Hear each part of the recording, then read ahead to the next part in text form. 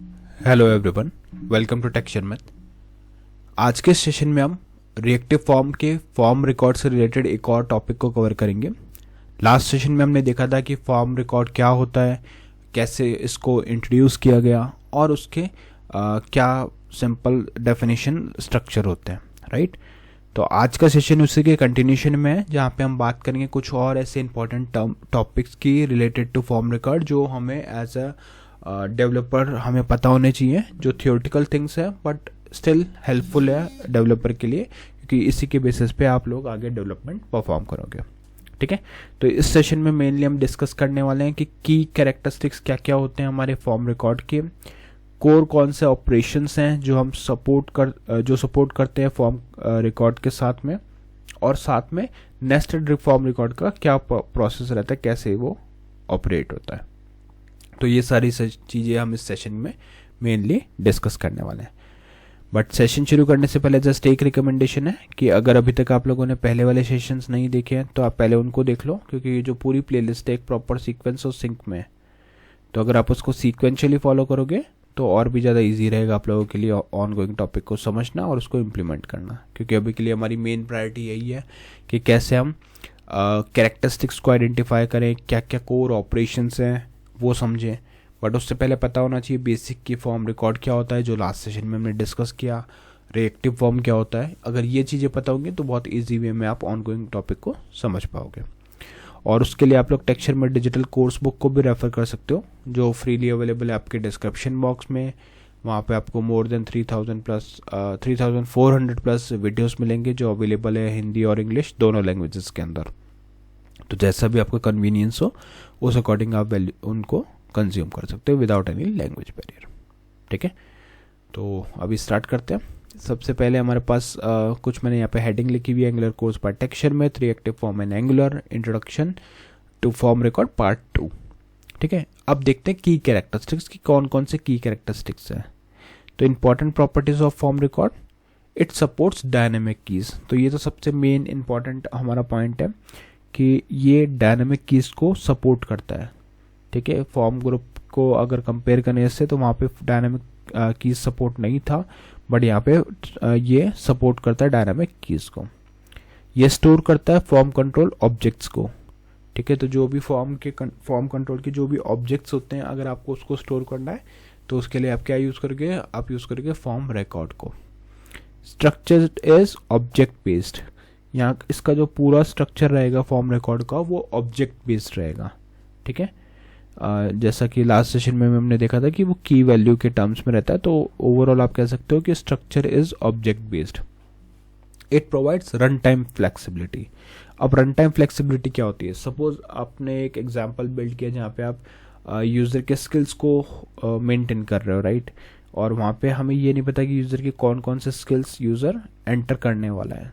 तो ये सब चीज़ें डायनामिकली हमें आइडेंटिफाई करनी है।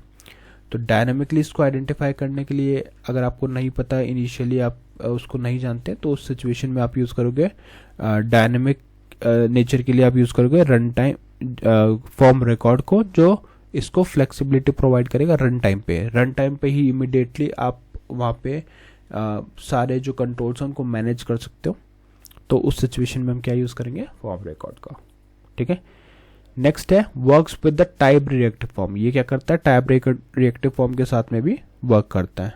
ठीक है, और सपोर्ट करता है validators and form state management. अब आपको पता है कि जब भी कोई फॉर्म हम बिल्ड कर रहे हैं वहाँ पे वैलिडेशन और फॉर्म स्टेट मैनेजमेंट बहुत इंपॉर्टेंट रहता है। तो उस सिचुएशन में जहाँ भी आपको सपोर्ट करना है वैलिडेटर्स और फॉर्म स्टेट मैनेजमेंट को, उस सिचुएशन में भी आप क्या करोगे, फॉर्म रिकॉर्ड का यूज़ करोगे। ओके, तो ये हो गया हमारा next important topic, that it supports validators and form state management.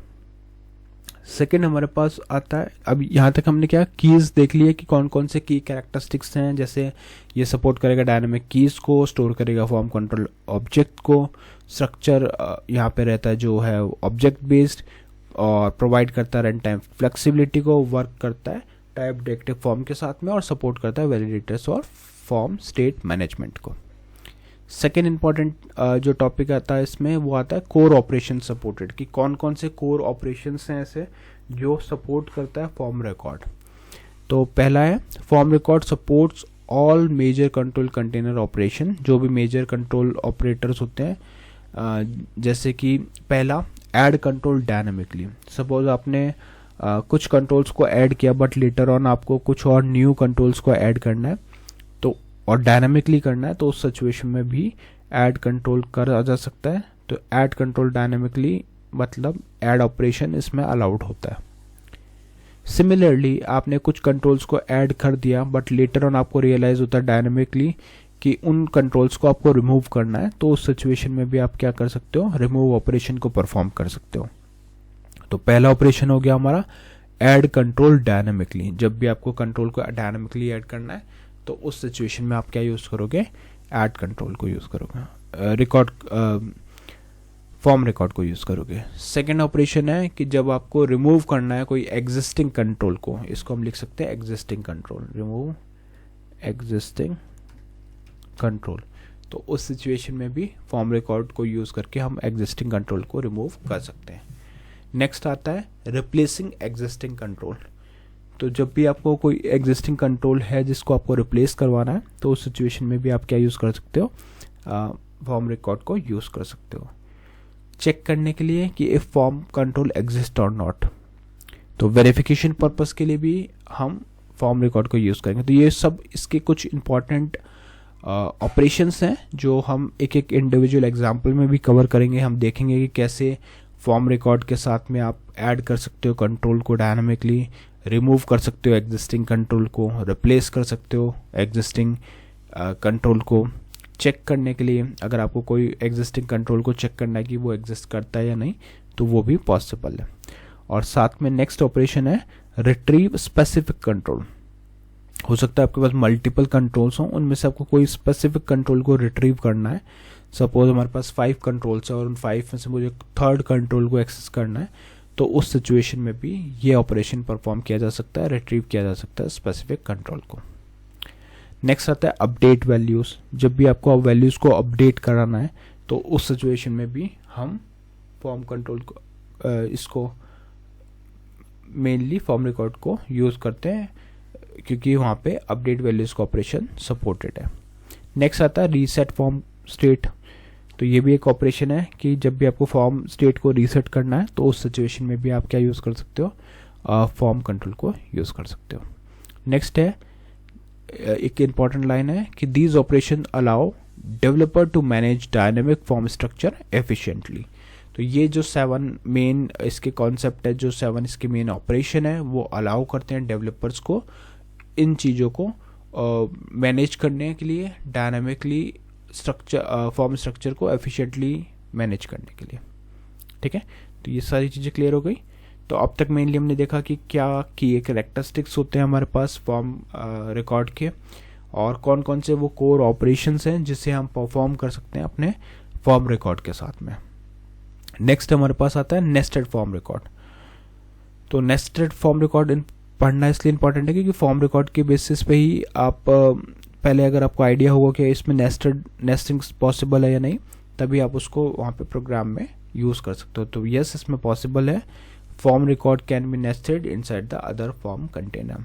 अगर आपने कोई फॉर्म रिकॉर्ड बना रखा है तो उसमें आप नेस्टिंग परफॉर्म कर सकते हो, बट उसके कुछ पॉसिबल नेस्टिंग स्ट्रक्चर्स हैं जो आप यहाँ देख रहे हो। पहला है फॉर्म ग्रुप फॉर्म रिकॉर्ड। ठीक है, फॉर्म ग्रुप फॉर्म रिकॉर्ड का नेस्टिंग कर सकते हैं। फॉर्म रिकॉर्ड फॉर्म ग्रुप का नेस्टिंग हो सकता है। Form record and form record का भी नेस्टिंग हो सकता है।